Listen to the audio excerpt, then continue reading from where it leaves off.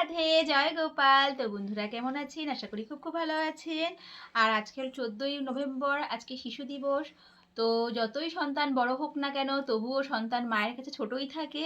তো আমরা আজকে আমাদের মেয়েকে এই ফুলটি দিয়ে আমরা হ্যাপি চিলড্রেন্স ডে উইশ করলাম। আর এই ফুলটি মেয়ে খুবই খুশি হয়েছে, ও বলেছে মা খুব খুব পছন্দ হয়েছে। কেমন হয়েছে? আর সকল বাচ্চাদের জন্য শুভকামনা জানাই। Happy children's day.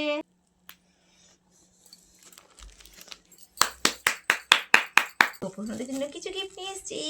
এই দেখো, আমার ছোট গোপুসোনার জন্য কি নিয়ে এসেছি, একটা জামা সমেত টুপি সমেত একটা ড্রেস।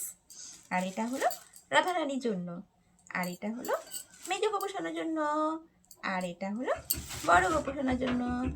আর সাথে নিয়ে এসেছি একটি চাদর।